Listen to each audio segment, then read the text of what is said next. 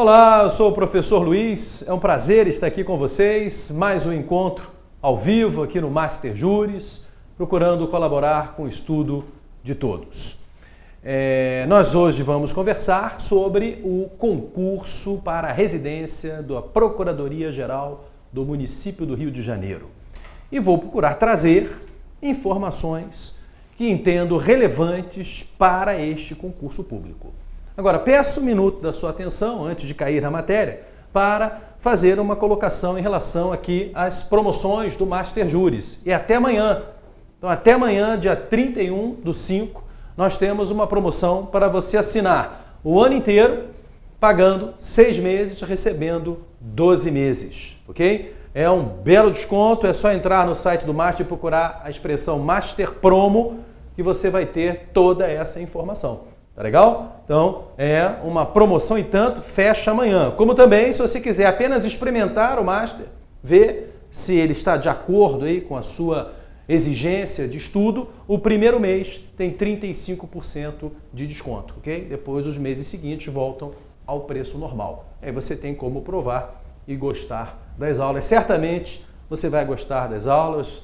Nós aqui no Master já estamos há mais de 15 anos no mercado, ok? Estamos no mercado desde 1999 e temos uma excelência em concurso público, principalmente os concursos públicos aqui no Rio de Janeiro, né? Na tradicional magistratura, MP, Defensoria Pública, os concursos discursivos, aqueles concursos que exigem realmente muita informação, muito domínio da matéria.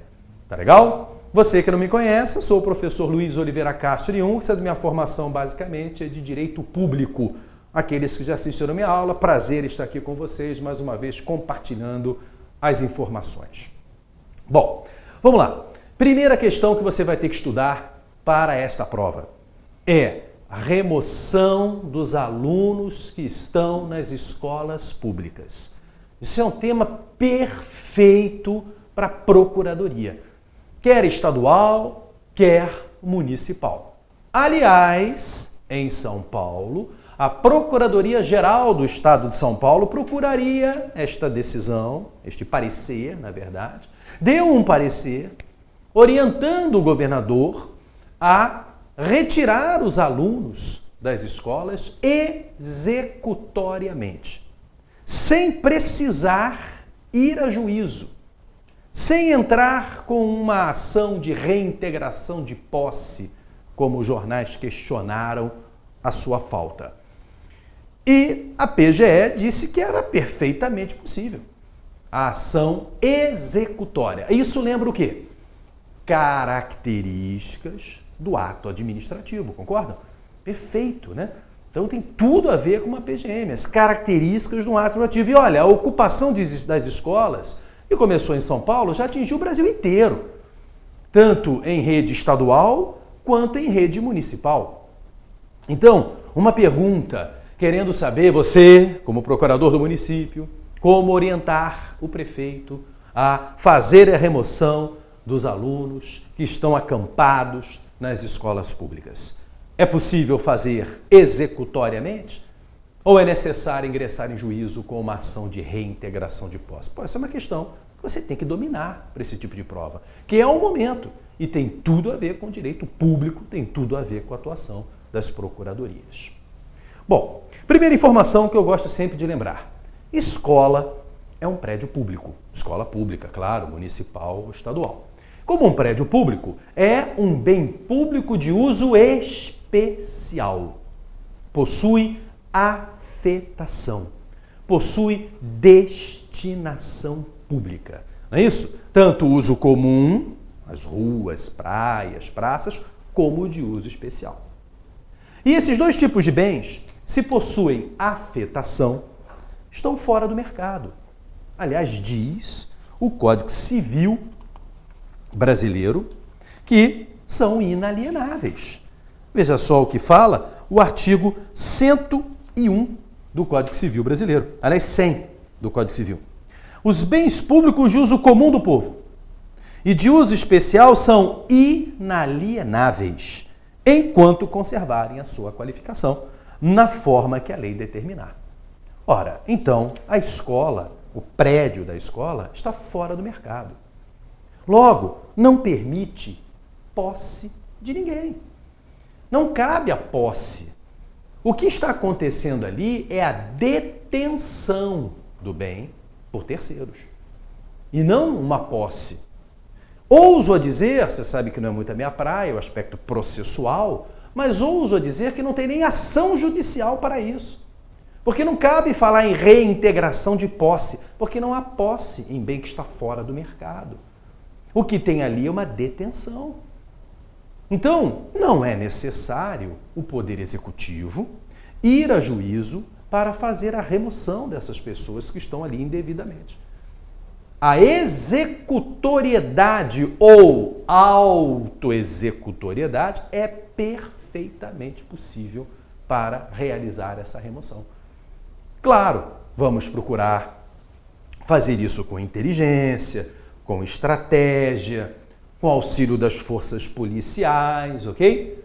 Evitando a violência. Não vamos bater nas crianças, nos alunos. Longe disso, né? Você tem que acreditar que as nossas forças policiais são treinadas.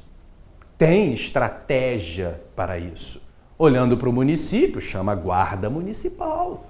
Perfeito, a Guarda Municipal foi criada para quê? Constituição da República, tá lembrado? Olha lá, questão ótima para a PGM. Constituição da República, artigo 144. Olha o 144, parágrafo 9º, não é isso? Oitavo. Parágrafo 8º do artigo 144 de nossa Constituição. Os municípios poderão constituir guardas municipais destinados à proteção de seus bens, serviços e instalações. As escolas são instalações municipais, conforme dispuser a lei. E é bom lembrar que agora nós temos o Estatuto da Guarda Municipal, hein? Lei 13.022 de 2014. Ok? Quer dizer, então, o município, chamando a Guarda Municipal, na defesa das instalações públicas, Guarda Municipal essa treinada, organizada, de uma forma adequada, fará a remoção das crianças que estão indevidamente nas escolas públicas, liberando essas escolas para o uso normal, que é a destinação à aula. Ok? Então, penso que não há nada de errado na executoriedade, característica do ato administrativo, para a remoção das pessoas que se encontram indevidamente ocupando as escolas públicas. Acho que o parecer da Procuradoria do Estado de São Paulo foi muito bem elaborado, ok?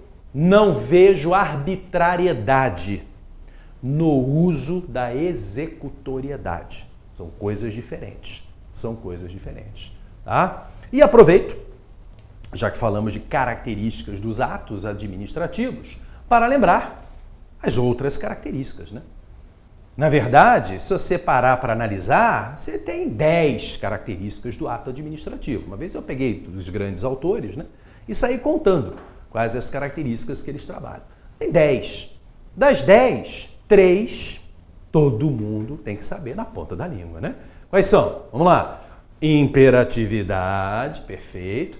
Presunção de legalidade e de legitimidade e a tal executoriedade, que é levar às últimas consequências o ato administrativo, independente da manifestação de outro poder. Olha a executoriedade aí, ok? Então vamos desocupar as escolas, independente da manifestação de outro poder, porque o executivo tem poder.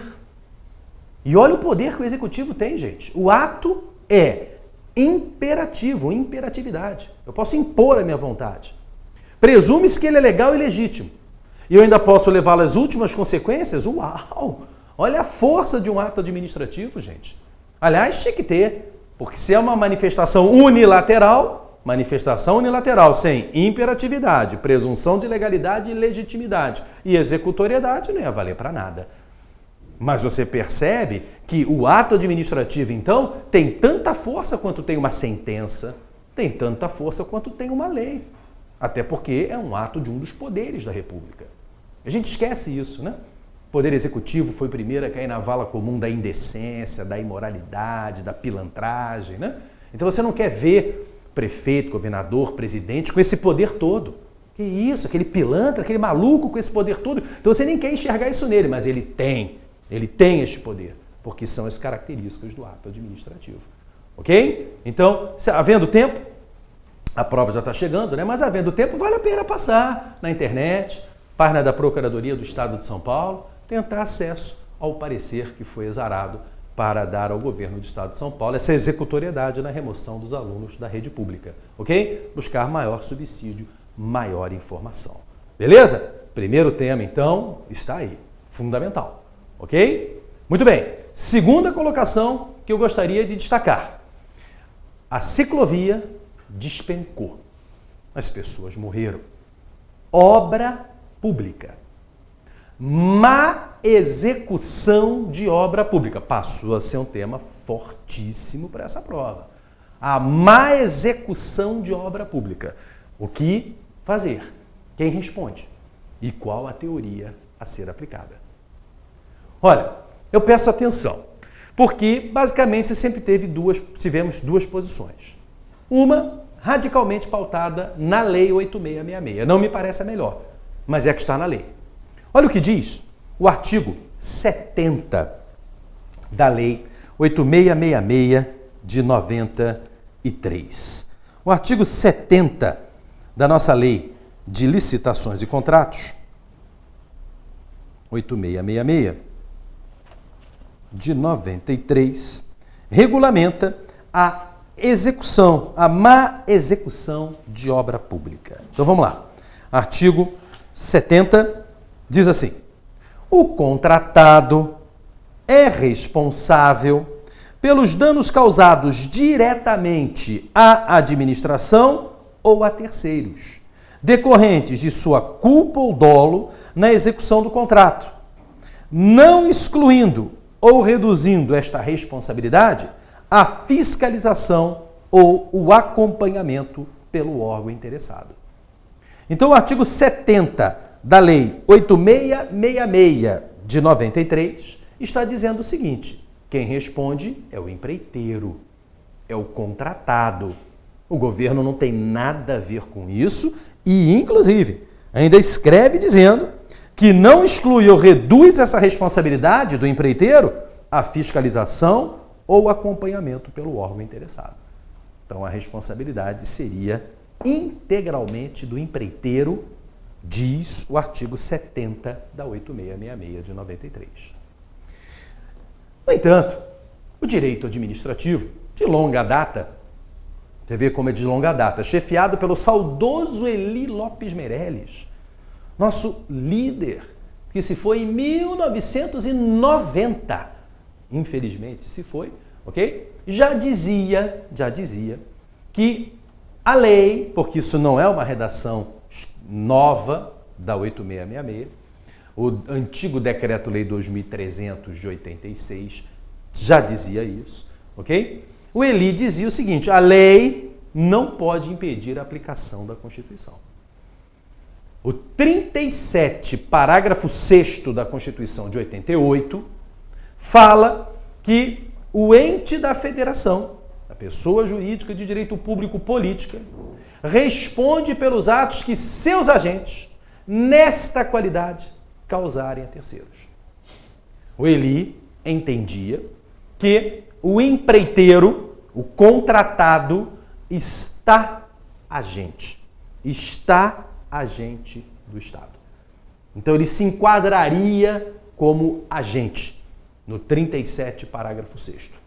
E aí levanta a seguinte questão: se eu posso enquadrar o empreiteiro no 37, parágrafo 6º, o cidadão prejudicado por uma má execução de obra pública está livre para escolher. Quer demandar contra a administração? Sem problema nenhum. Vai contra a administração que encomendou a obra e depois essa entra com ação regressiva contra o empreiteiro e vai ser ressarcida dos valores que teve que indenizar ao cidadão. Alternativa absolutamente adequada, vale frisar. E lembra, se você vai contra a administração, pessoa de direito público, claro, a teoria é a objetiva, sem dúvida nenhuma. Diga lá, Vinícius. Uma pergunta sobre a responsabilidade objetiva. Exatamente. No caso, a indagação é exatamente o que eu estou concluindo agora, né? Se for contra o poder público, a teoria é a objetiva, ok? Não pense duas vezes, porque quando é com o poder público, não interessa o que ele esteja fazendo. 37, parágrafo 6º é teoria objetiva. O X da questão é o seguinte: se você optar em processar o empreiteiro, a pessoa jurídica de direito privado, que faz obra pública, não será teoria objetiva. Porque, cuidado, o empreiteiro não presta serviço público. O empreiteiro faz obra pública. Então, ele não está no 37, parágrafo 6º. Está no 37, parágrafo 6º, o concessionário de serviço público. Esse está. Pessoa jurídica de direito privado, prestadora de serviço público. Está lá no 37, parágrafo 6º. Responde objetivamente. Mas o empreiteiro não está fazendo serviço público, está fazendo obra pública. Então, ele não está no 37, parágrafo 6º. Então, optando em demandar contra o empreiteiro, é teoria subjetiva. Ok? É teoria subjetiva. Então, essa opção me parece salutar. Essa opção me parece salutar. E o Eli ainda defende, ou defendia, né, a tese da responsabilidade solidária, e que você poderia processar os dois, ok? Mas, penso eu, até por questões de lapso temporal, regras processuais a serem aplicadas, que o adequado é um ou outro. Escolheu o poder público, teoria objetiva. Escolheu o empreiteiro, teoria subjetiva.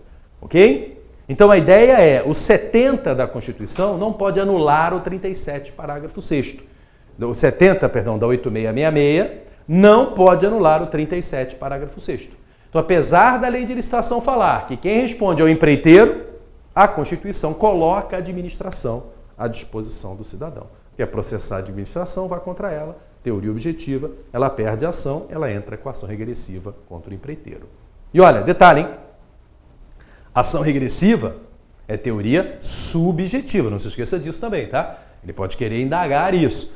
A responsabilidade a ser aferida na ação regressiva da administração em face do empreiteiro, depois da administração condenada na ação principal proposta pelo cidadão prejudicado, é pautada na teoria subjetiva.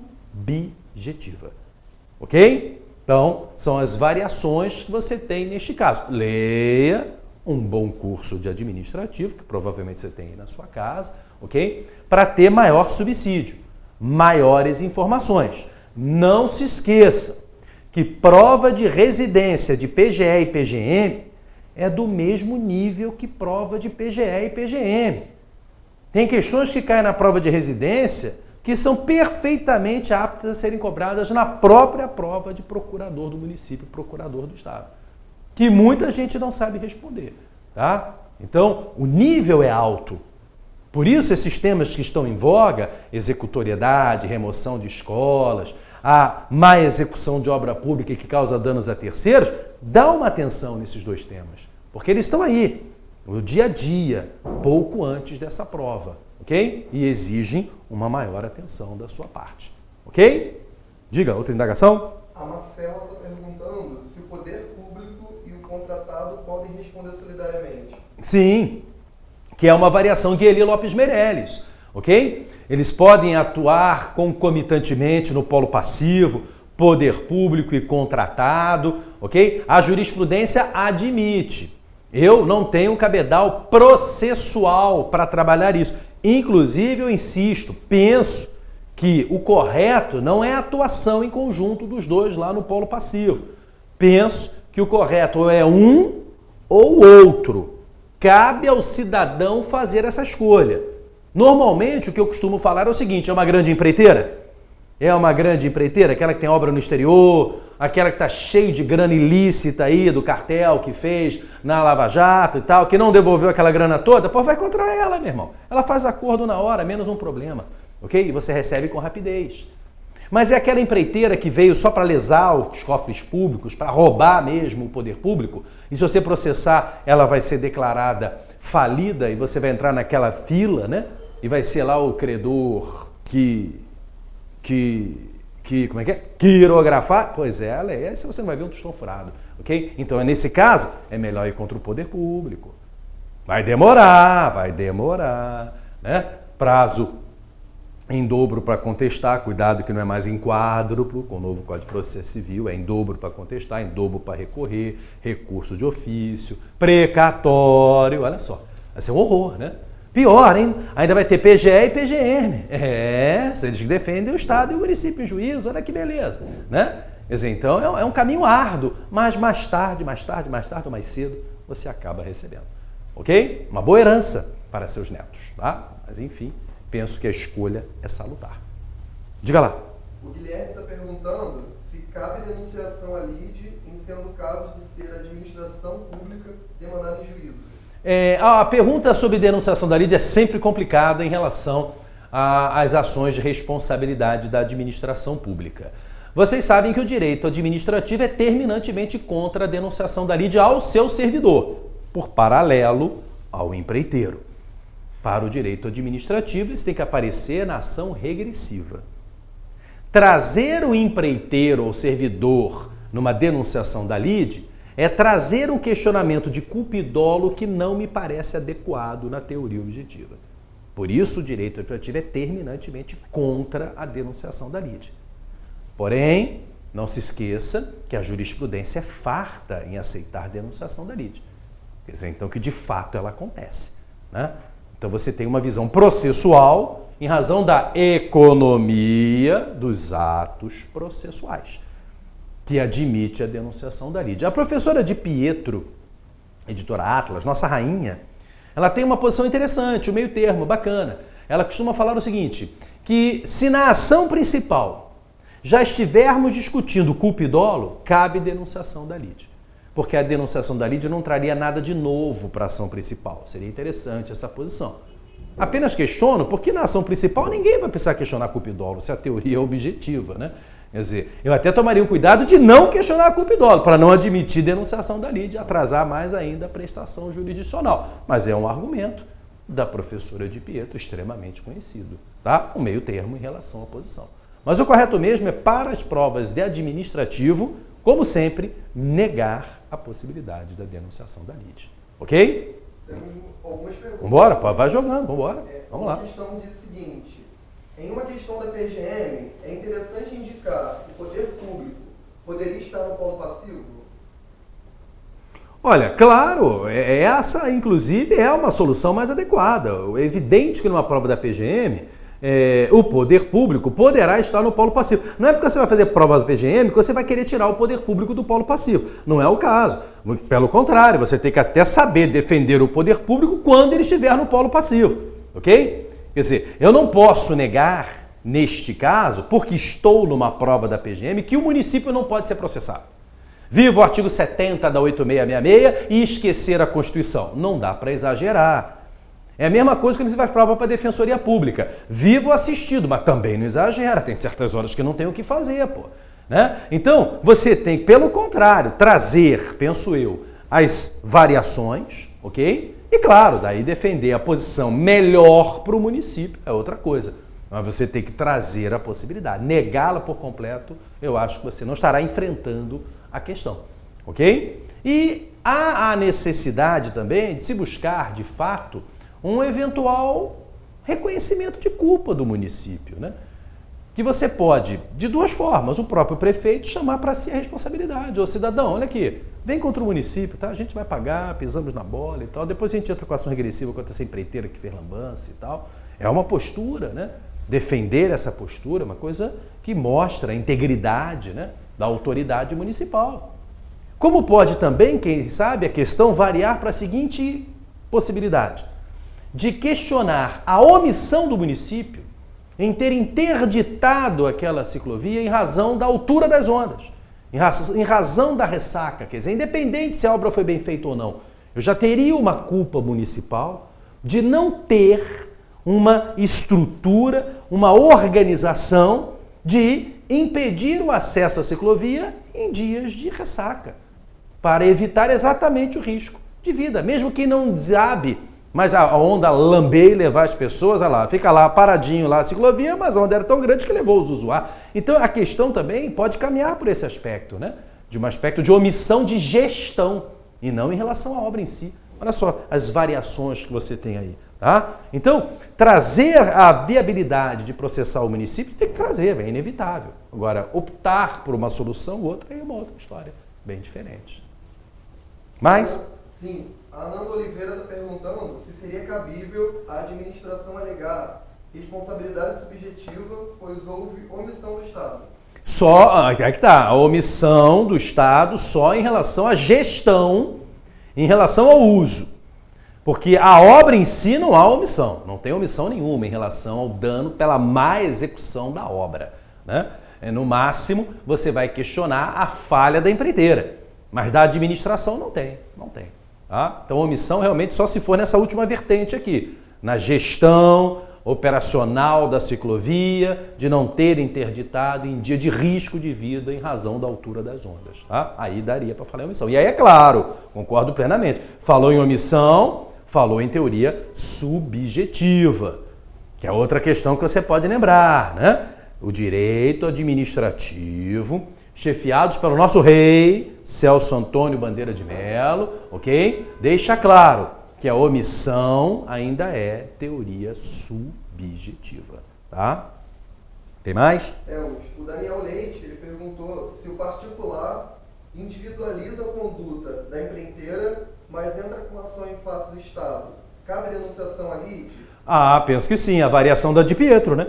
Porque se ele questiona a conduta da empreiteira, né, ele está trazendo cupidolo para a ação. Aí caberia a denunciação da LIT, que não estaria inovando nada no processo. Perfeitamente. É a posição da Di Pietro. É a posição do livro da Di Pietro. Aí ele pergunta, se o particular entra contra a administração, quais são as teses de defesa do Estado?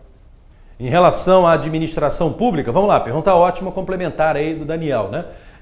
O Estado, obviamente, vai alegar que a responsabilidade é do empreiteiro. Artigo 70 da 8666 de 93.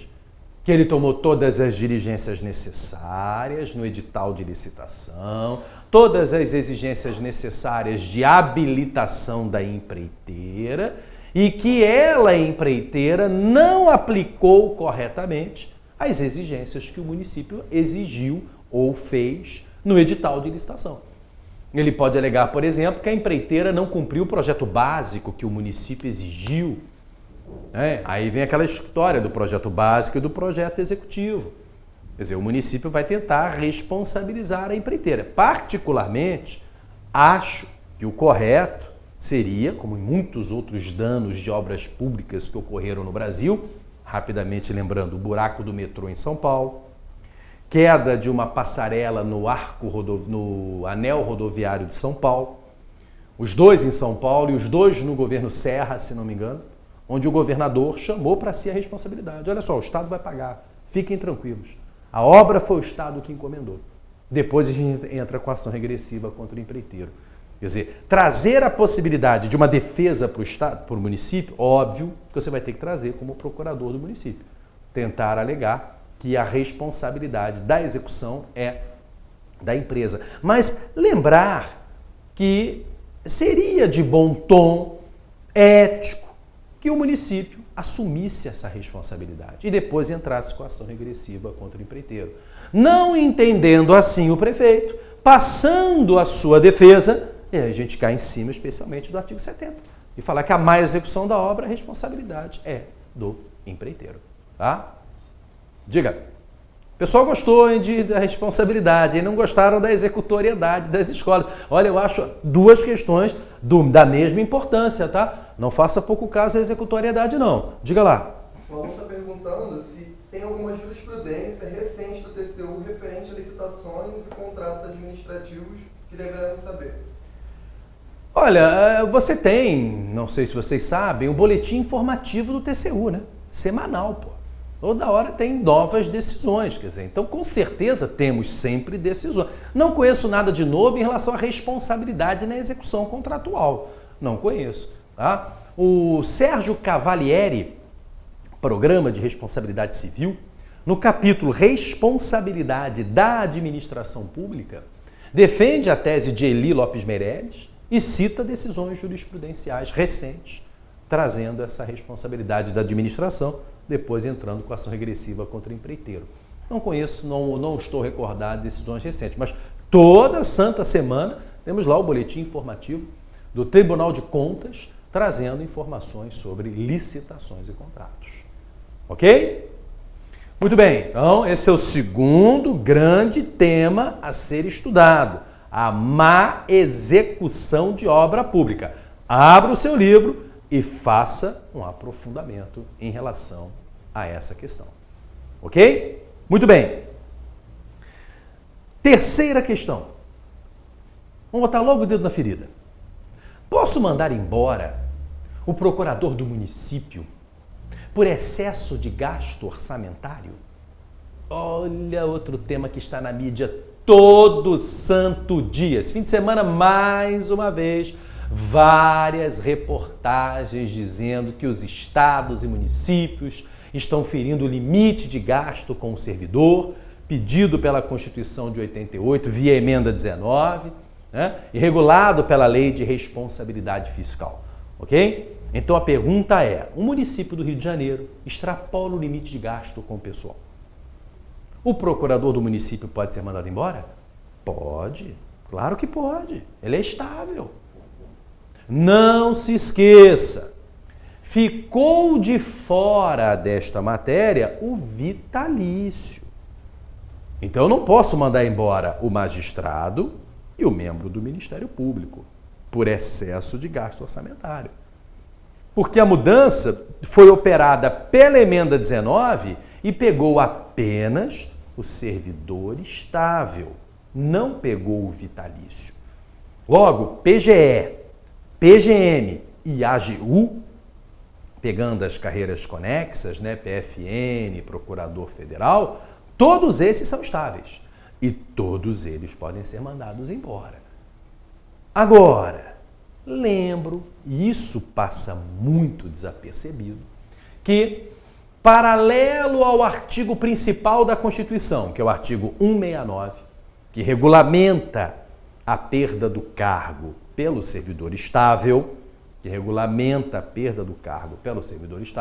nós ganhamos, na mesma emenda 19, um artigo 247 de nossa Constituição. Quer dizer, radical, né? Está lá nas disposições constitucionais gerais, artigo 247, uma informação importantíssima em relação ao procurador do município. Olha aqui o que fala o 247. As leis previstas no inciso 3 do parágrafo 1º do 41, não é o caso, mas olha agora, e no parágrafo 7º do artigo 169, e é o 169, que no parágrafo 4º fala que o estável pode ser mandado embora por excesso de gasto orçamentário. E no parágrafo 7º, que ele está mencionando aqui, do 169, ele pede uma lei para regulamentar a matéria. Essa lei já existe, a 9801 de 99. 9801 de 99. Muito bem. Então, na lei 9801 de 99, em suma, é o que está dizendo o 247, estabelecerão critérios e garantias especiais para a perda do cargo pelo servidor público estável que, em decorrência das atribuições de seu cargo efetivo, desenvolva atividades exclusivas de Estado. Opa, peraí. Então, existe, para a perda do cargo por excesso de gasto orçamentário, o servidor estável e o servidor estável. É estranho, né? Mas é isso mesmo, ok? Nosso país é estranho, né? O nosso país é estranho. Fazer o quê? Então tem o servidor estável e tem o servidor estável. Tem um estável que é mais estável do que os outros. É aquele em que a administração precisa desse servidor. Então, por exemplo, o procurador do município cobra a dívida ativa do município. Eu vou mandar esse cara embora, meu irmão? Que isso? Ele que cobra lá o valor que a pessoa que me deve. Eu quero mais ter procurador do município para receber o que me deve. Pois é, mas ele é estável. Pô. Então como é que você faz? Você não pode deixar ele de fora. Não, mas eu posso criar uma regra diferente para ele. Posso, e foi o que fizeram. Olha lá, criaram uma regra diferente.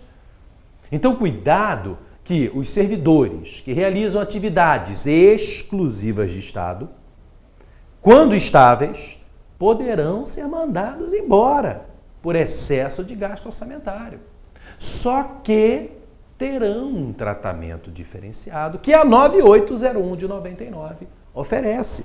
E a 9801 de 99 oferece esse tratamento diferenciado no artigo 3º. 9801 de 99. Olha o artigo 3º.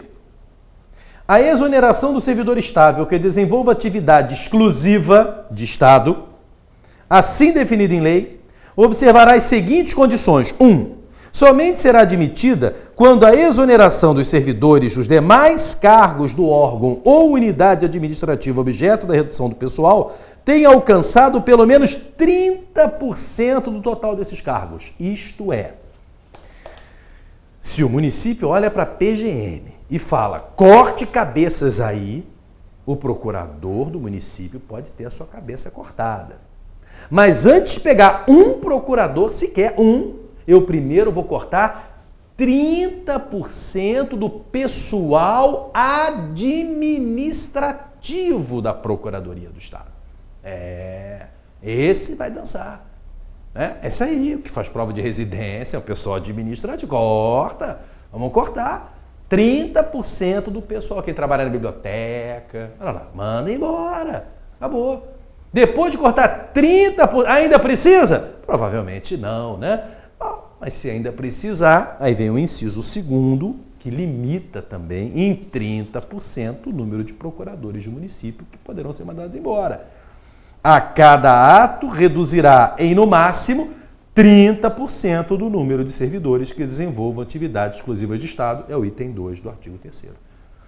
Ok?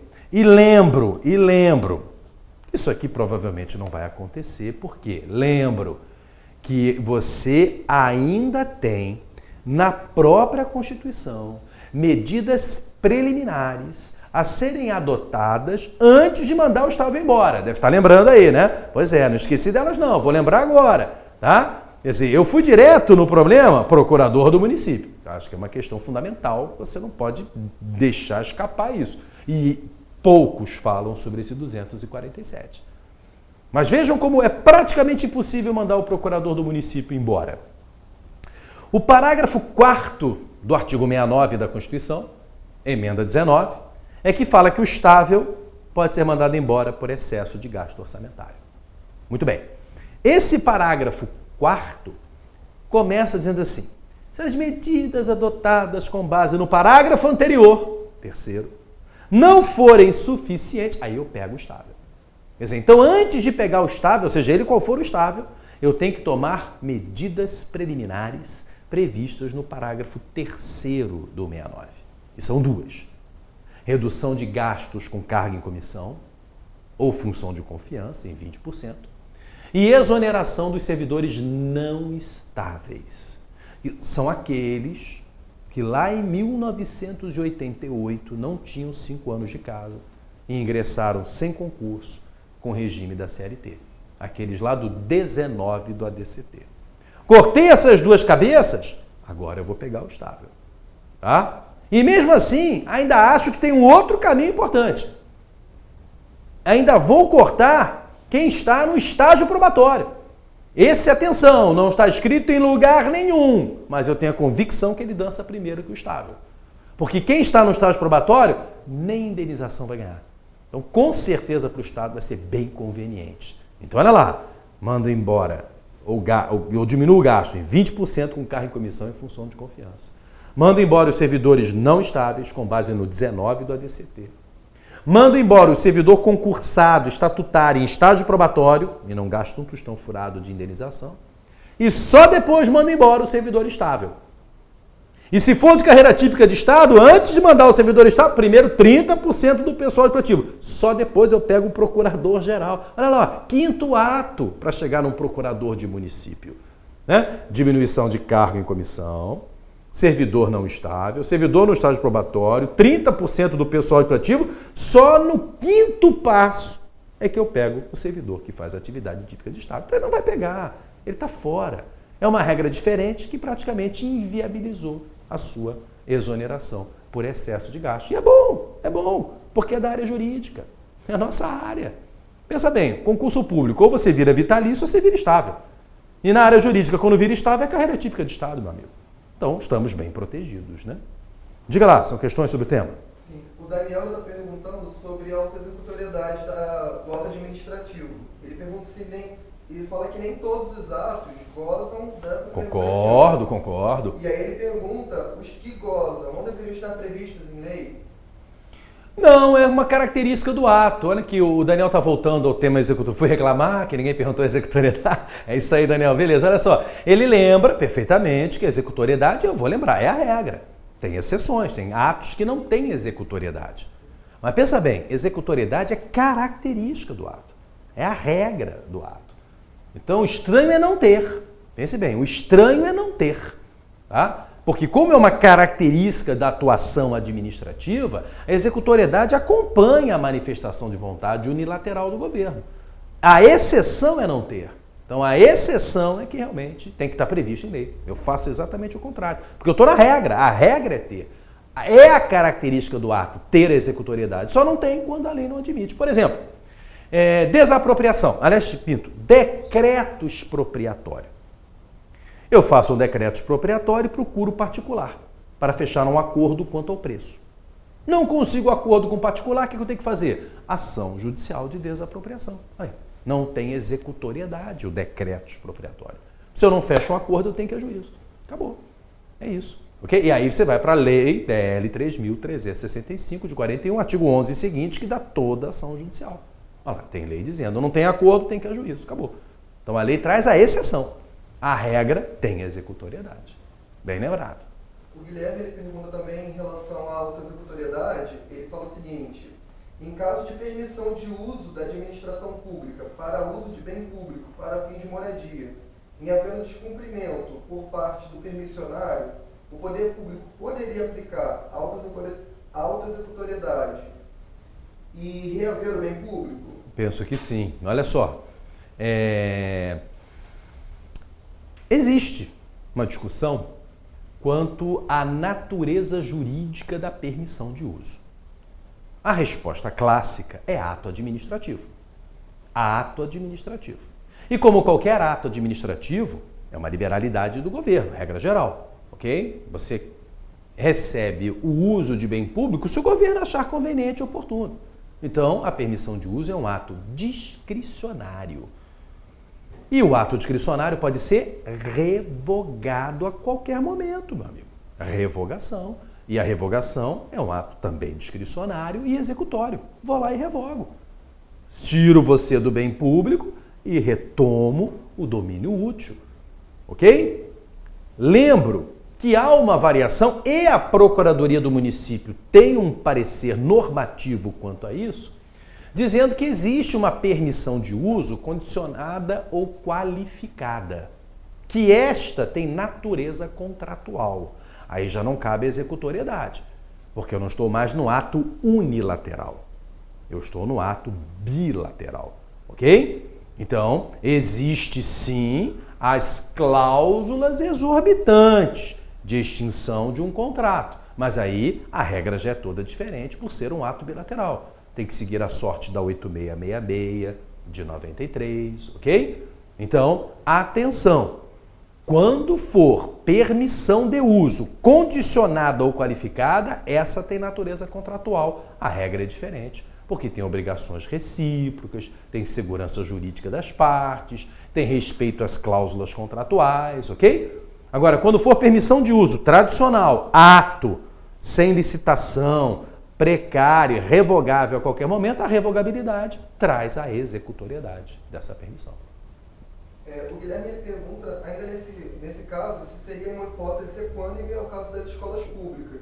E pergunta também se esse permissionário, no caso, ele tem a posse, podendo defendê-lo, ou mera detenção. Não faria relação não. O particular que recebe uma permissão de uso não pode ser equiparado àquele que está fazendo uma detenção sem a aprovação do poder público. Então são casos bem distintos. Posso até entender que ele tenha posse, porque é consentida do governo, é bem diferente, né? Você vê que não é uma ocupação, né? Não é uma invasão. O governo celebra um termo de permissão e eu não usaria a palavra posse, eu prefiro falar domínio útil. Dá na mesma? Pode até dar, mas a expressão técnica é eu lhe dou o domínio útil. O senhor tem direito ao domínio útil. Então, executoriedade aqui já é mais complicado, né? Principalmente se for uma relação contratual. Numa relação de ato administrativo, ela é consentida, já não é uma invasão. Ok? Até o momento em que o governo revoga quando achar conveniente e oportuno de forma executória. Então, há um consentimento na permissão de uso que não há nessas invasões. Por isso que eu acho que a relação não é adequada. Ok? Muito bem. Finalizando a colocação quanto a gasto com o pessoal. Queria lembrá-los, e vale a pena, numa visão agora do direito financeiro, falei que ia fazer um comentário tanto administrativo como do financeiro, que você leia com atenção os artigos 18 a 23 da LRF. O 18 ao 23 da LRF trabalham tudo o que você precisa saber sobre excesso de gasto orçamentário. Ok? Por exemplo, uma questão que é bem legal para esse tipo de concurso público. Terceirização, absolutamente na moda. Pergunta, o gasto com a terceirização vai ser levado na hora que eu levantar o gasto com o servidor público? E aí, leva em consideração ou não leva? Parágrafo 1º do artigo 18 da Lei de Responsabilidade Fiscal. Leva, até porque visa a substituição de pessoal, meu amigo. Então, o gasto com a terceirização vai ser computado na hora que eu levantar o gasto com o pessoal. Vamos lá? Artigo 18, Lei Complementar 101 de 2000. Informação importante, hein? Parágrafo 1º. Os valores dos contratos de terceirização de mão de obra, a que se referem à substituição de servidores e empregados públicos, serão contabilizados. Ainda dá o nome da rubrica orçamentária, como outras despesas de pessoal. Ok? Então, ela está ensinando como fazer o cálculo com a despesa de pessoal. Artigo 18 diz o que entra, parágrafo 1º manda entrar o gasto com a terceirização. Não se esqueça que o 19 faz o limite global, União 50%, estados e municípios 60% da receita corrente líquida, RCL, que é um novo conceito de receita da LRF. Você tem, inclusive, no artigo 2º da LRF, o conceito de receita corrente líquida, artigo 2º, inciso, eu acho que é o 4º. Vamos lá, artigo 2º, inciso 4º, tem conceito de receita corrente líquida, que é um conceito novo em matéria de receita na LRF. Lembro também que no artigo 20, ele disseca esse limite de gasto com o pessoal entre os poderes da República. E lá no artigo 20, inciso 3º, ele trabalha o município. Diz lá o artigo 20, inciso 3º, na esfera municipal, 6% para o legislativo, incluído o Tribunal de Contas do município, quando houver, e do Rio de Janeiro tem, né, o nosso TCM, e 54% para o executivo. Lembro que com a Constituição de 88, os municípios ficaram proibidos de criar tribunais de contas, ok? Mas como o município do Rio e de São Paulo já tinham, ficaram como únicos municípios no Brasil a ter tribunal de contas. Onde é que está escrito que é proibido o município ter tribunal de contas? Constituição da República, artigo 34, 35, vamos lá. Artigo 31, Município. Artigo 31, parágrafo 4º.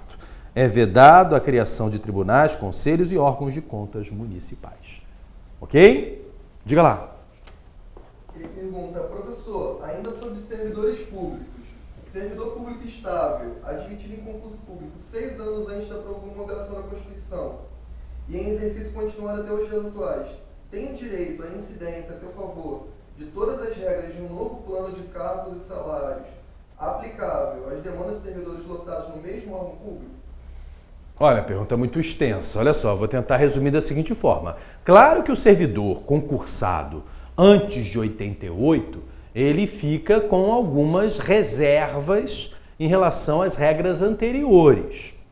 Porém, não se esqueçam que você tem, por exemplo, como um clássico mandamento no direito administrativo, que não existe direito adquirido às regras do regime. Plano de carreira é uma regra de regime. Mudando essas regras, quem está no serviço se adequa às mudanças. Essa é a regra geral. Tanto é que é uma frase que eu não gosto muito, mas muito usual. Não existe direito adquirido às regras do regime. Salvo quando expresso. Por exemplo, reforma de previdência é muito comum, você tem uma ressalva. Dá uma olhada no artigo 6º da emenda 41 de transição. Ele ressalva o regime anterior. Então ele achou por bem ressalvar. Mas a regra é, não existe direito adquirido às regras do regime. Então, no geral, qualquer mudança que ocorra, o servidor é atingido. Dou meu exemplo. Quando eu entrei lá na Universidade Federal, eu entrei lá em 1990. Tinha licença-prêmio. Veio uma medida provisória, acabou com a licença-prêmio, pô. E logo na minha vez, me lembro que faltavam 5 meses para tirar a licença-prêmio, eu soltei aquela famosa frase, porra, logo na minha vez, eu não provei a licença-prêmio, fiquei frustradíssimo. E o que eu podia fazer? Nada. Mudou, eu não tinha 5 anos para conseguir a licença-prêmio, perdi, não tenho mais, não pude entrar com ação nenhuma, quando eu entrei tinha licença-prêmio, vou receber licença-prêmio o resto da vida. Não existe direito adquirido às regras do regime jurídico. Por isso que ele tem que ser preservado, regras de transição muito comum em direito previdenciário, né? O RPPS, Regime Próprio de Previdência Social. Aliás, lembrem-se que o município do Rio ainda não regulamentou a previdência complementar, hein? Outra questão bem interessante, hein? A União e o Estado já regulamentaram sua previdência complementar. O município do Rio ainda não criou a previdência complementar. Isso muda o contexto dos proventos do pagamento do aposentado, do inativo. Parágrafo 3º do 40, sem teto. Para o município do Rio. Parágrafo 3º do 40, sem teto. Teto do INSS só quando regulamentado a previdência complementar. E do município do Rio ainda não foi. Ok? Muito bem. Queria trazer mais um tema. Opa, diga lá. A Amanda ela pergunta se o pessoal que recebeu estabilidade por força do artigo 19 da DCT não entra na regra da demissão dos servidores estáveis. Quem recebeu estabilidade na regra do 19 da DCT é tratado como servidor estável. Então ele pode ser mandado embora sim, por excesso de gasto orçamentário, como qualquer outro estável. Ele, na verdade, lá no 19 da DCT, né, com 5 anos de casa, ele tinha que ter feito um concurso para fins de efetivação. Não conheço nenhum ente que fez esse concurso. Então, o seletista sem concurso, com mais de 5 anos de casa, em 1988, artigo 19 da DCT, foi absorvido como servidor estável. E como estável, está passível da exoneração por excesso de gasto orçamentário. Deveria ter feito um concurso para fins de efetivação, mas que eu saiba, nenhum ente da federação assim o fez. Ok? Tem mais questão do tema? Diga. Sim, é uma outra pergunta agora. Se definir gratificação estatutária seria considerado causa orçamentária? Misturou direito financeiro com administrativo. Vamos lá. Cauda orçamentária são temas que não dizem respeito ao orçamento. A cauda orçamentária foi banida do sistema constitucional brasileiro na Constituição de 88, no artigo 165, parágrafo 8º. É uma questão de direito financeiro bem interessante. 165, parágrafo 8º, proíbe que temas estranhos ao orçamento venham a ser colocados. Pagamento de servidor, no meu entender, não é algo estranho ao orçamento. Não considero previsão de vantagens, gratificações como cauda orçamentária. São inerentes a pagamentos, é receita corrente. É receita corrente. Então não rotularia como cauda orçamentária. Também conhecida como orçamento rabilongo. Cauda orçamentária ou orçamento rabilongo eram partes da lei orçamentária que não diziam respeito ao orçamento e absurdamente eram lá embutidas. Parágrafo 8º do 165, princípio da exclusividade mata a cauda orçamentária. Qual o objetivo do legislador na vedação de criação de tribunais de contas municipais? Olha, não se sabe ao certo, né? Foi uma previsão constitucional, penso eu, por questões de economia, né? De atos não, economia de dinheiro mesmo, né? Porque Tribunal de Contas, meu amigo, são mais vitalícios, né? Os conselheiros são vitalícios, mais uma estrutura, mais um gasto, mais cargo em comissão, e olha, é um gasto danado. Então penso eu que a principal argumentação foi de economia de gasto público. E detalhe, quem administra as contas dos municípios que não tem tribunal de contas, fiscaliza, são os tribunais de contas dos estados. Tá? Eles acumulam a função. Controla as contas do estado e dos municípios do estado. Cuidado que 4 estados da federação têm 2 tribunais de contas. Um para o estado e outro para todos os seus municípios. É uma alternativa também, mas só 4. Goiás, Bahia, Pará e Ceará, que tem 2 tribunais de contas. Um para o estado e outro para todos os seus municípios. Ok? Então não foi uma coisa que foi justificada, né? Mas a argumentação principal é a economia do gasto público, com toda certeza. E em matéria de gasto, peço outra atenção à LRF, ao artigo 9º, o artigo do contingenciamento de despesa, porque é um artigo fundamental em épocas de crise. O contingenciamento de despesa do artigo 9º merece a sua atenção, especialmente parágrafos 2º e 3º.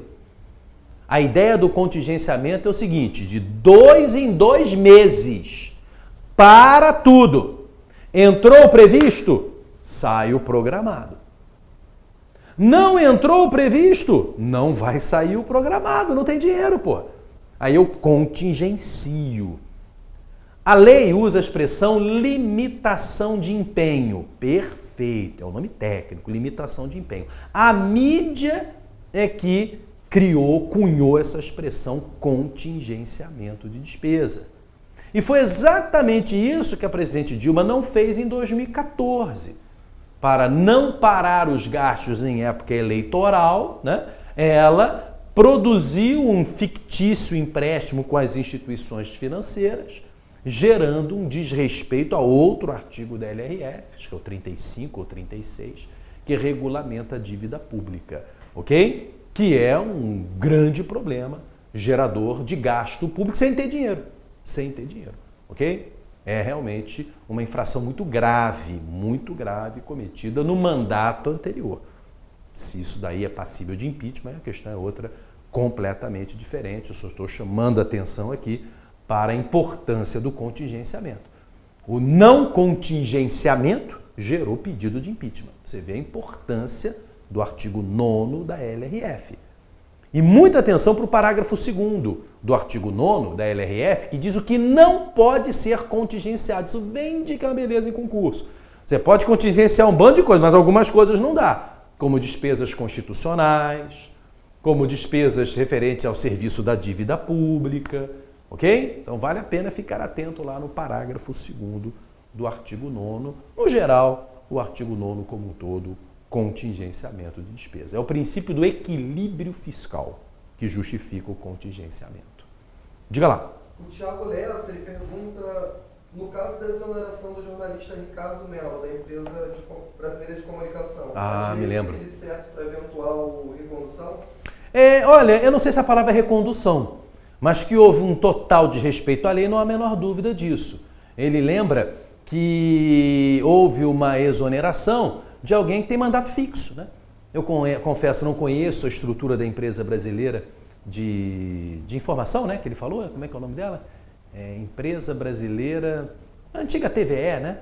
Enfim, que criou-se um mandato fixo, né? Que criou-se um mandato fixo para os seus dirigentes. Então veio o novo presidente da República e exonerou, sem respeitar esse mandato fixo. Mas isso é um absurdo, pô. É uma coisa lamentável. E é claro que este servidor, esse agente público, melhor dizendo, pode perfeitamente, em juízo, pedir anulação da exoneração, porque ela não tem amparo legal. Ela não tem amparo legal. Eu nem sabia que eles tinham mandato fixo, mas uma vez criado, meu amigo, respeita-se, né? Respeita-se. O que se pode fazer é chamá-lo para jantar, E esses jantares resolvem tanta coisa, ok? País do dossiê, pega o nome dele todo, ok? Pega lá, abre o jantar, olha aqui sua pá, olha você criança pequena, olha você criança... A sua vida toda cheio de podres e lambanças. E aí, meu irmão, vai entregar o cargo? Tchê. Aí ele espontaneamente entrega o cargo, né? Mas me pareceu, num primeiro momento, eu não aprofundei a questão, não sei se lá realmente existe esse mandato fixo, tá? Mas no primeiro momento, com certeza, olhando como paralelo das agências reguladoras, é uma aberração, é um ato ilegal, com certeza passível de anulação. Agora, daí falar em recondução, reintegração, isso é para servidor estável. Esses aí são agentes, né? Agentes políticos, blindados com mandato fixo. Acho que haverá o retorno, mas eu evitaria usar essas palavras ligadas muito ao servidor público, concursado, tá? Referente a esse tipo de regra, ok? Ele pergunta se o poder público... Só um minutinho que caiu aqui. O poder público, no caso fisco, se ele poderia acessar informações de movimentações bancárias dos contribuintes sem autorização judicial e como argumentar a defesa do ente público. É tributário. Prefiro me calar. Posso falar bobagem, tá? Isso é matéria de direito tributário. Não domino o tema. Não saberia dizer. Acesso à quebra de sigilo fiscal e tal. Isso você tem que buscar em direito tributário. Essa eu vou ficar devendo. Ok? Melhor do que falar bobagem. Porque é melhor do que falar bobagem. Assumo minhas limitações sem problema nenhum. Ok? Muito bem, quero trazer mais um tema para a gente fechar essa aula. OS, Organização Social. O município do Rio de Janeiro vem enfrentando diversos problemas de gestão hospitalar por OS. O Ministério Público do Estado está com enormes problemas, várias ações em relação à má gestão do dinheiro público utilizado por organização social. Então, eu gostaria de lembrá-los que as organizações sociais, diferente das outras entidades do terceiro setor, podem, além de qualificar uma ONG em OS, podem transformar órgãos e entidades governamentais em OS. Então a OS não se origina apenas de uma ONG, ela se origina de antigas autarquias, de antigos órgãos, de antigas fundações, que é o caso de hospitais, né? Hospital público, meu amigo, ou é órgão, ou é fundação, ou é autarquia. Quero transformar em OS, faço a extinção e transformo em OS. Ok? E aí a OS passa a ser uma substituta do governo. E aí começa o problema. Porque terceiro setor não veio para ser substituto do governo. Terceiro setor veio para ser parceiro. E aí o negócio começa a criar problema. E a grande questão é de onde vem o dinheiro que a organização social administra. O dinheiro vem do orçamento. Chama-se transferência voluntária. Saída do dinheiro da administração direta para a gestão de uma organização social. Transferência voluntária. Também conhecida como subvenção social. E muita atenção na palavra subvenção, porque ela está no caput do 70 da Constituição, quando ela fala em controle parlamentar. Caput do 70 de nossa Constituição, ok? Então, é uma expressão amparada pela Constituição. Transferência voluntária ou subvenção social. Aí a OS recebe dinheiro público e vai gastá-lo. Pergunta: tem que licitar?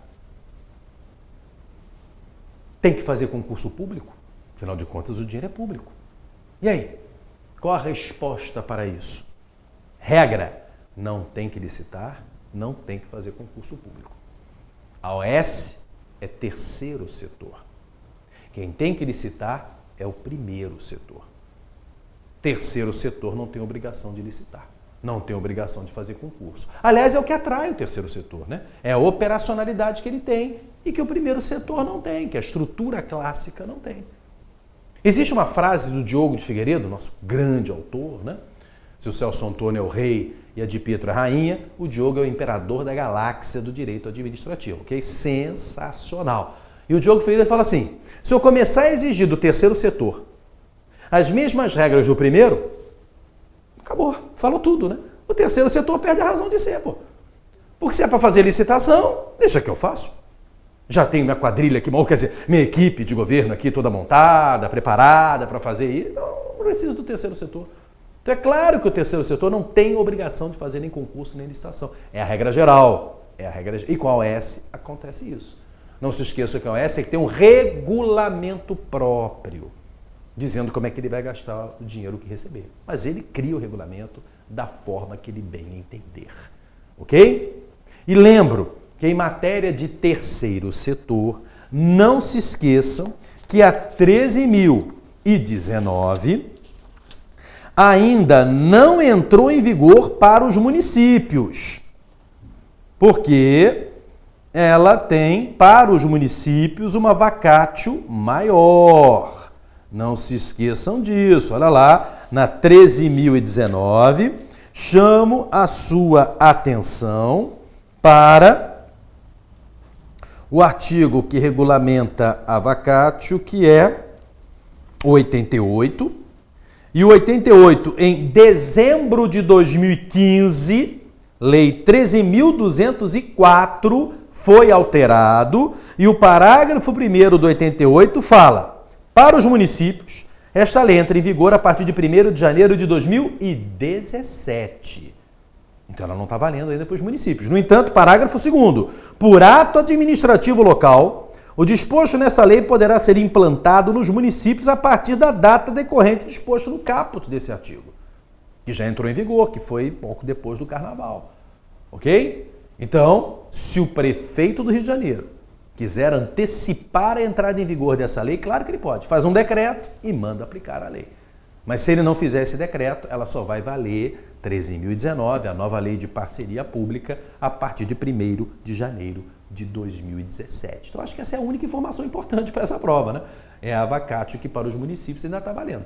Ela não é auto-aplicável. O que você tem que estudar, penso eu, nessa prova é OS, porque é o problema que o município está enfrentando. Diga. Professor, como fica a situação dos servidores estáveis de uma autarquia transformada em OS? O servidor estável de uma autarquia transformada em OS vai para a disponibilidade. A autarquia é extinta. E quando a autarquia é extinta, o cargo é extinto. E o servidor estável, quando tem o cargo extinto, vai para disponibilidade. Vai ser aproveitado em outro local, não havendo outro local, vai para disponibilidade. Ou pode ser cedido para a SOS, normalmente com ônus para a origem. Ok? São as alternativas. Mas é a solução tradicional, né? Meu cargo é extinto porque o meu órgão ou entidade não existe mais, eu vou para a disponibilidade. 41, parágrafo 3º da Constituição de 88. Parágrafo 3º do 41, disponibilidade com remuneração proporcional. Essa é a solução para o servidor de uma autarquia que é extinta e transformada em OS. Mas muitos estão sendo cedidos, tá? Muitos estão sendo cedidos para essa própria OS com ônus para a origem. Com ônus para a origem. Mas a grande questão do OS é a administração do dinheiro público que receberem. Sem dúvida nenhuma, essa é a grande questão. E claro, controle do Tribunal de Contas, né? Parágrafo único do 70 de nossa Constituição, ok? Então, seja lá o ente da federação que for, seja lá a lei de OS que você vá trabalhar, 70, parágrafo único de nossa Constituição da República, diz assim: prestará contas qualquer pessoa física ou jurídica, pública ou privada, que utilize, arrecade, guarde, gerencie ou administre dinheiros, bens e valores públicos, ou pelos quais a União responda, ou que em nome desta assuma obrigações de natureza pecuniária. Prestação de contas parlamentar com o auxílio do Tribunal de Contas. As leis de OS trazem um controle interno. A estrutura que qualificar a ONG e OS é que vai fiscalizar, mas isso é um controle interno. Não abre mão do controle externo, 70, parágrafo único de nossa Constituição da República. Ok? Penso eu, meus amigos, que esses temas são fundamentais. Esses vocês não podem deixar de estudar. E fecho esse encontro mais uma vez lembrando, aqui a nossa promoção termina amanhã, ok? Bem legal, assina 6 meses, ganha 1 ano. É radical. E se você é ressabiado e quer saber se o curso é bom ou não, tudo bem, tem aqui uma para você, olha, também fechando amanhã. Primeiro mês com 35% de desconto, depois vai para o preço normal. Ou você desiste no primeiro mês, porque aqui é por assinatura, né? Uma coisa quase que inédita da nossa área jurídica. Pagou, recebeu. Quer sair, para de pagar, pô. Ok? Tranquilo, não tem aprisionamento, não tem milhões de cheques para devolver, não tem nada disso, pô. Fica até quando você bem entender. Vai gostar e vai ficar. Ok? Então, com isso, fecho esse encontro. Foi mais uma vez um grande prazer estar aqui com vocês e para essa prova especificamente, bom estudo e boa prova. Valeu, um abraço a todos.